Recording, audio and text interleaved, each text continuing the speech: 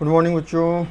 हम लोग आज डिस्कस करेंगे transformer and alternator. Second semester का ये सिलेबस है डिप्लोमा का, सेकेंड एंड सेमेस्टर, जो कि किस में पढ़ना है आप लोगों को? डिप्लोमा में सेकेंड सेम बच्चों को पढ़ना है। और ये पेपर का नाम है transformer and alternator. Transformer and alternator chapter का नाम, ठीक है, ट्रांसफार्मर एंड अल्टरनेटर। ये जो पढ़ना है बच्चों, ये इलेक्ट्रिकल इंजीनियरिंग ब्रांच को पढ़ना है, मतलब डबल ई ब्रांच वाले बच्चों को पढ़ना है डिप्लोमा में, ठीक है। तो आज का जो सिलेबस है, आज का जो हम लोग टॉपिक डिस्कस करेंगे वो टॉपिक है एसी फंडामेंटल्स, मतलब अल्टरनेटिंग करंट का फंडामेंटल्स चीज़ देखेंगे, जिसमें आपको देखने को मिलेगा कैपेसिटिव रिएक्टेंस क्या होता है, ठीक है। कैपेसिटिव रिएक्टेंस को एक्चुअली एक्सिस से रिप्रेजेंट करते हैं। तो हम लोग देखेंगे कि जब हम डिस्कस करेंगे तो इसमें बताएंगे कैपेसिटिव रिएक्टेंस क्या होता है। इंडक्टिव रिएक्टेंस मतलब इंडक्टेंस के टर्म में एक्सेल इसको रिप्रेजेंटेशन होता है, तो इसके बारे में भी हम लोग जानेंगे, ठीक है। रिएक्टेंस क्या होता है ये भी देखेंगे। फिर इम्पीडेंस, यहाँ देखिए तीन टर्म है, एक इम्पीडेंस है, करंट एंड पावर, ठीक है। In pure resistive circuit, inductive circuit and capacitive, तीन टाइप का सर्किट है। एक रेजिस्टिव सर्किट में देखेंगे हम लोग, ठीक है। रेजिस्टिव सर्किट में क्या होगा? करंट एंड पावर, ठीक है। दूसरा केस है इंडक्टिव सर्किट में क्या होगा बच्चों, ठीक है। और तीसरा केस है कैपेसिटिव सर्किट में क्या होगा। तो हम तीनों डिस्कस करेंगे आपको बारी बारी से, ठीक है। तो सबसे पहले आगे सिलेबस को बढ़ाने के क्रम में हम लोग देखते हैं कि ये जो आपका रिएक्टेंस है ये क्या होता है, क्योंकि रिएक्टेंस की बार बार डिस्कशन हो रहा है, कैपेसिटिव रिएक्टेंस, इंडक्टिव रिएक्टेंस। आखिर रिएक्टेंस होता क्या है? रिएक्टेंस क्या करता है ना कि जैसे आप करंट का अपोज करने के लिए रेजिस्टेंस होता है, उसी तरह रिएक्टेंस भी अपोज करता है, ठीक है। करंट का अपोज करता है, फ्लो ऑफ करंट का अपोज करता है सर्किट में, ठीक है। तो ये लेकिन रिएक्टेंस किसके? Reactance is the opposition offered bye capacitor and inductor, ठीक है। किसके द्वारा होता है ऑफर्ड? कैपेसिटर और इंडक्टर के द्वारा, ठीक है। In a circuit to flow of AC current in the circuit. Reactance oppose करता है कैपेसिटर और इंडक्टर जो सर्किट में होता है, उसमें ये क्या करता है? फ्लो ऑफ एसी करंट का अपोज करता है, दैट इज कॉल्ड रिएक्टेंस। मतलब it is quite similar to resistance बोल सकते हैं, जैसे रेजिस्टेंस करंट का अपोज करता था, वही है एक तरीके से। रिएक्टेंस क्या करता है यहाँ पे? रिएक्टेंस का एक प्रॉपर्टी क्या है? वैरीज होता है अकॉर्डिंग टू फ्रीक्वेंसी, हाँ, vary with the frequency of the AC voltage source. मतलब रिएक्टेंस यहाँ वैरी करता है सप्लाई फ्रीक्वेंसी, और इसको यूनिट जो होता है वो ओम्स होता है। इसका यूनिट क्या होता है? ओम्स होता है बच्चों, ठीक है। तो आगे की ओर प्रोसीड करते हैं।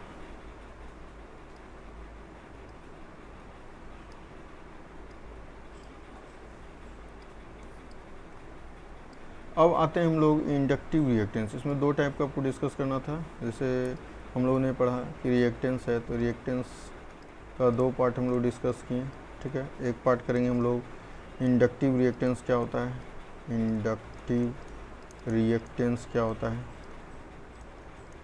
ठीक है। और दूसरा पार्ट डिस्कस करेंगे हम लोग कैपेसिटिव रिएक्टेंस क्या होता है। तो ये दो चीज़ देखना है जो कि बेसिक फंडामेंटल है एसी फंडामेंटल सर्किट का, ठीक है। इंडक्टेंस क्या होता है, कैपेसिटिव इंडक्टेंस क्या होता है। जैसे इंडक्टिव रिएक्टेंस को हम लोग एक्सेल से रिप्रेजेंट करते हैं और कैपेसिटिव रिएक्टेंस को हम लोग एक्सिस से रिप्रेजेंट करते हैं। ये रिएक्टेंस, सॉरी ये क्या है? Reactance, that is called reactance. तो कैपेसिटिव रिएक्टेंस एक्सी है और यहाँ पे एक्सेल। तो हम लोग देखते हैं एक्सेल के बारे में, पहले देखते हैं। इंडक्टिव रिएक्टेंस को एक्सेल से रिप्रेजेंट किया जाता है। इसका डिफिनेशन क्या है? तो ये क्योंकि रिएक्टेंस अपोज करने का काम करता था इंडक्टर और कैपेसिटर सर्किट में, लेकिन यहाँ इंडक्टिव रिएक्टेंस की बात हो रही है। तो inductive reactance is the opposition तो हो रहा है ऑफर्ड बाय, लेकिन कैसा है? बाय द इंडक्टर है इन एन एसी सर्किट, ठीक है। इंडक्टर है सिर्फ यहाँ पे, कैपेसिटर का केस नहीं, क्योंकि इंडक्टिव रिएक्टेंस है, ठीक है। तो opposition offered by the inductor in AC circuit to flow of AC current, okay.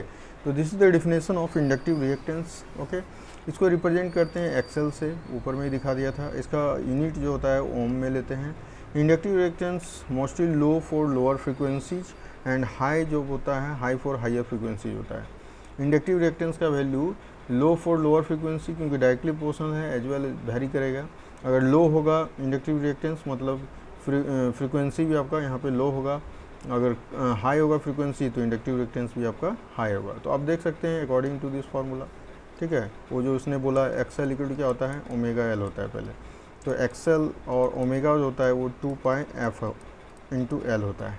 तो अगर फ्रीक्वेंसी आप बढ़ाओगे तो इंडक्टिव रिएक्टेंस भी बढ़ेगा, फ्रीक्वेंसी घटाएंगे तो इंडक्टिव रिएक्टेंस भी घट जाएगा बच्चों, ओके। तो ये फ्रीक्वेंसी पे वेरी करता है, मतलब इंडक्टिव रिएक्टेंस जो है आपका अकॉर्डिंग टू फ्रीक्वेंसी पे ये वेरी कर रहा है, ओके। तो ये था इंडक्टिव रिएक्टेंस के बारे में बच्चों। आगे हम लोग प्रोसीड करते हैं। अब हम लोग देखने जा रहे हैं कैपेसिटिव रिएक्टेंस क्या होता है।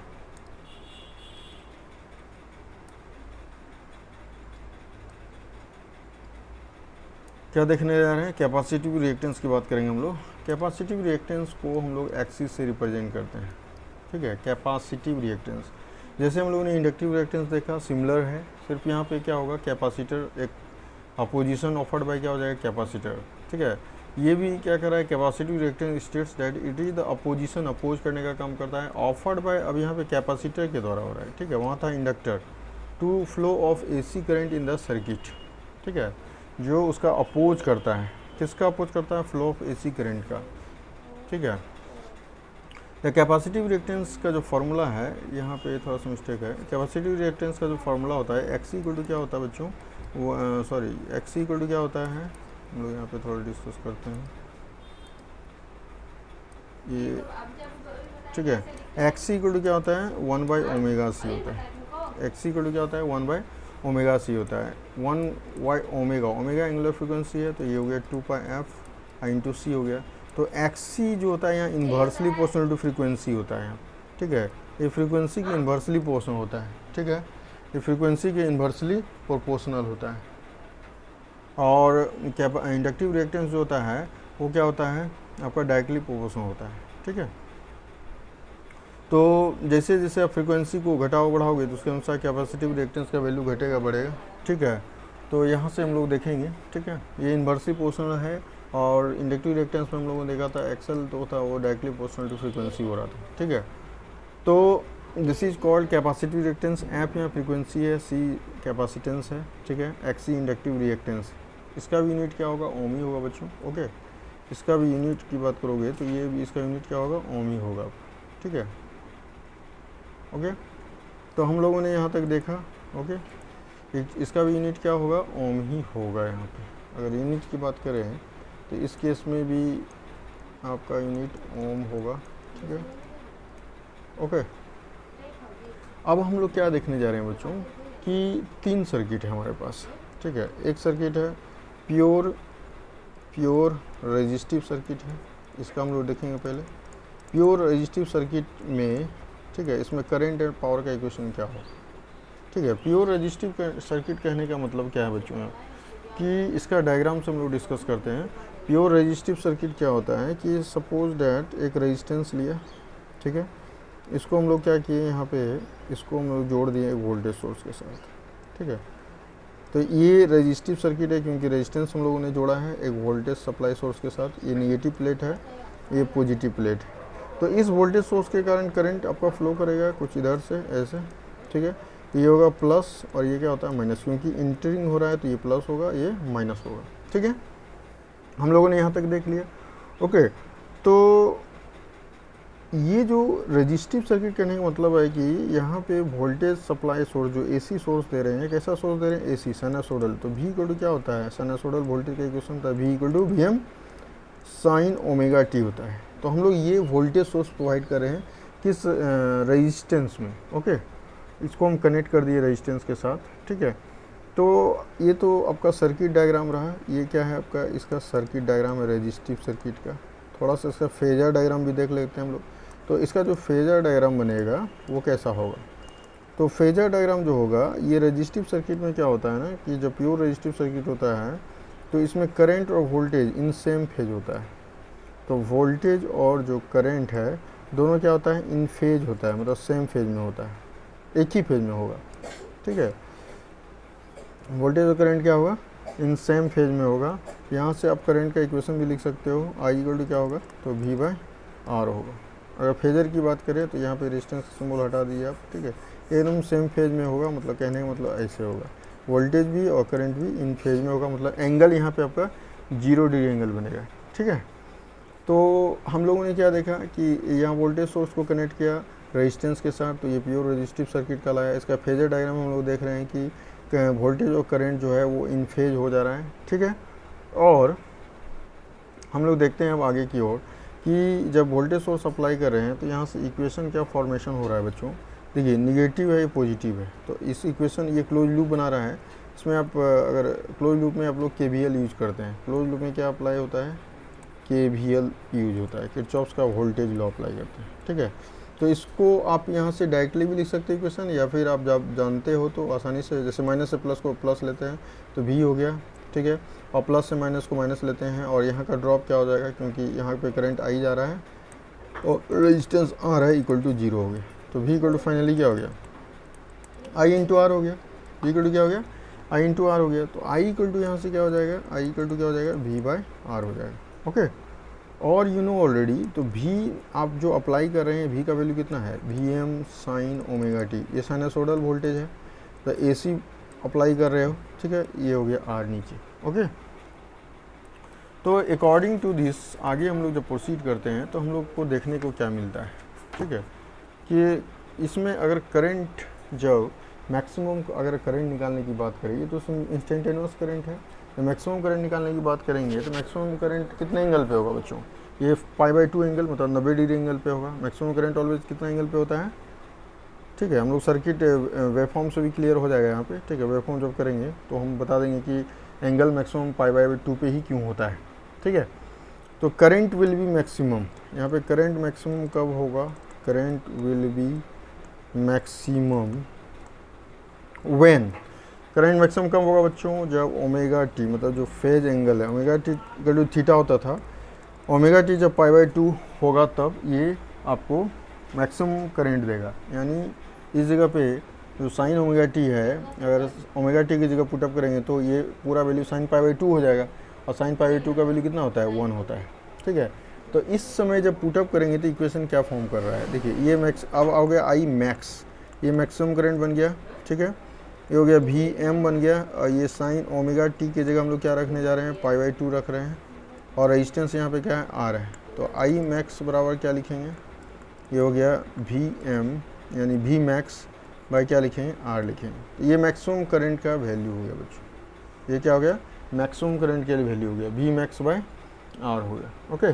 तो इंस्टेंटेनियस करंट जो होता है वो क्या होता है, I इक्वल टू, अगर इसको हम पुटअप कर दे इस इक्वेशन में, किस इक्वेशन में, I यहाँ पे देखिए, ये जो आपका इक्वेशन मान लेते हैं 1 है, इक्वेशन 1 में आप अगर I मैक्स का वैल्यू पुटअप कर दो, ठीक है, वो Vm/R की जगह हम क्या लिख देंगे, I मैक्स लिख देंगे। तो यानी फाइनली I इक्वल टू क्या हो गया, I max sine omega T, I max sine omega T हो गया। तो ओके, तो ये जो है करंट का इक्वेशन है, ये इंस्टेंटेनियस, I क्या है, इंस्टेंटेनियस करंट, Im क्या है, मैक्सिमम करंट है, ओमेगा टी क्या है, फेज एंगल है, ओके। तो ये इंस्टेंटेनियस करंट का इक्वेशन हो गया। वोल्टेज का वी टर्म हम लोगों ने देख लिया, वोल्टेज यहाँ तो अप्लाई कर ही रहे थे हम लोग।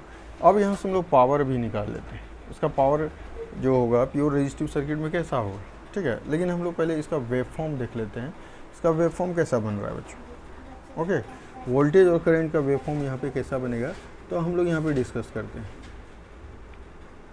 आप इसको नोट डाउन भी कर सकते हो, ठीक है।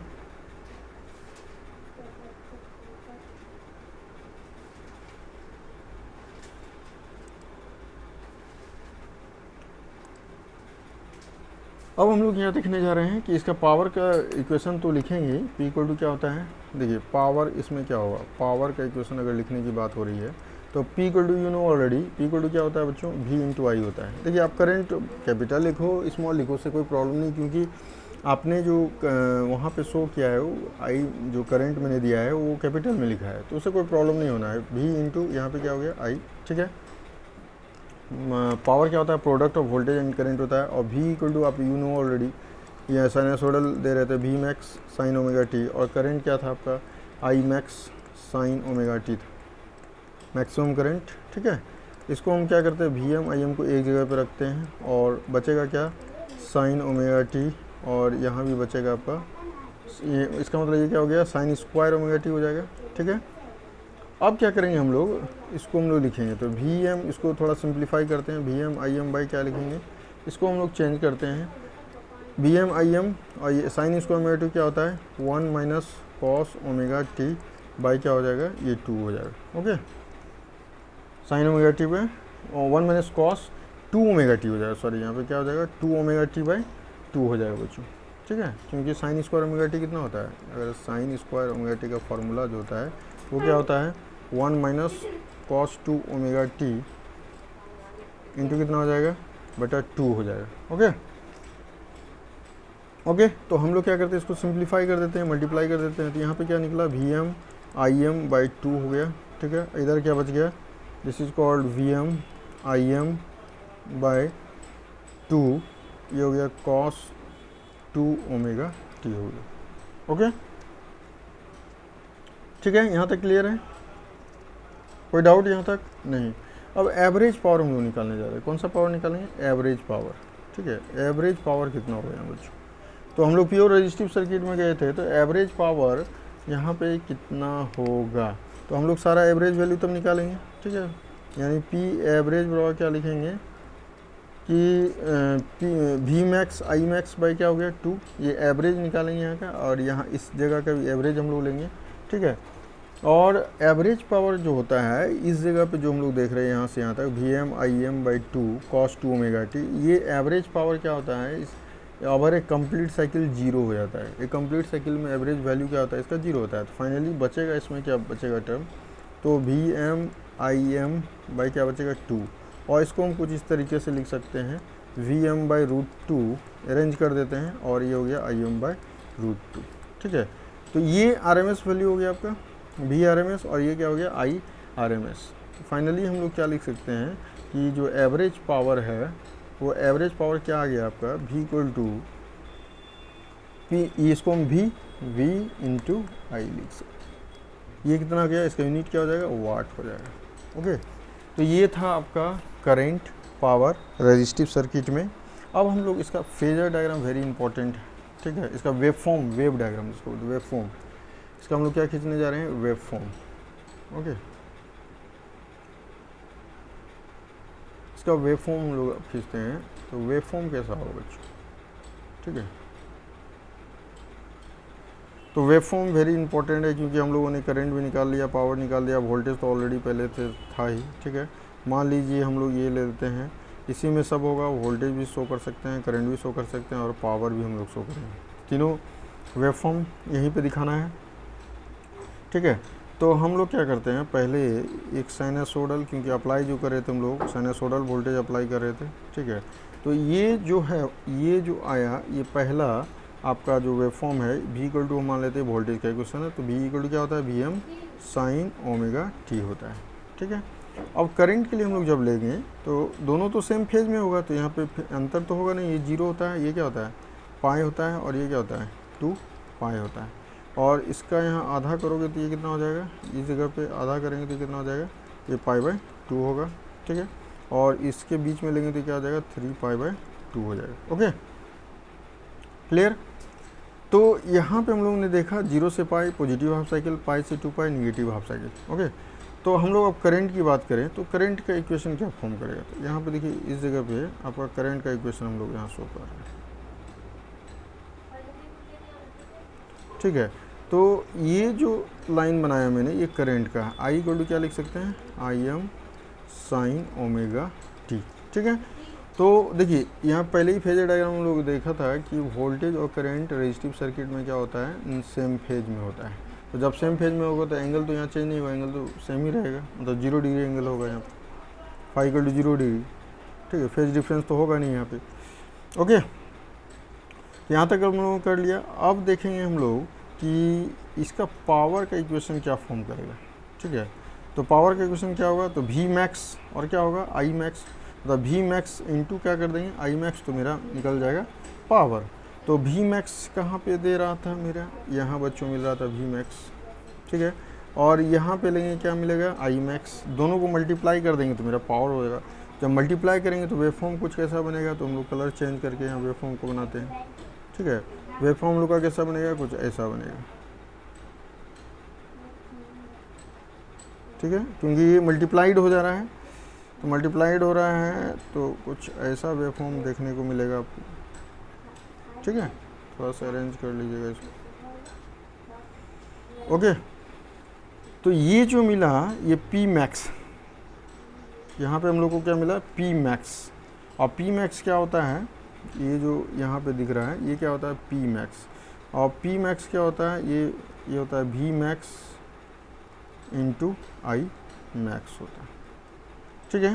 पी मैक्स हो रहा क्या होता है, V max into I max. और अगर हम इसको यहाँ से देखें इस जगह पे, इस लाइन को और इस लाइन को, ठीक है, ठीक है, यहाँ पे हम जब देखेंगे तो ये तो आधा हो गया यहाँ, यानी P जो होगा ये P मैक्स बाय यहाँ पे क्या लिखेंगे, 2 लिखेंगे, ठीक है, ओके।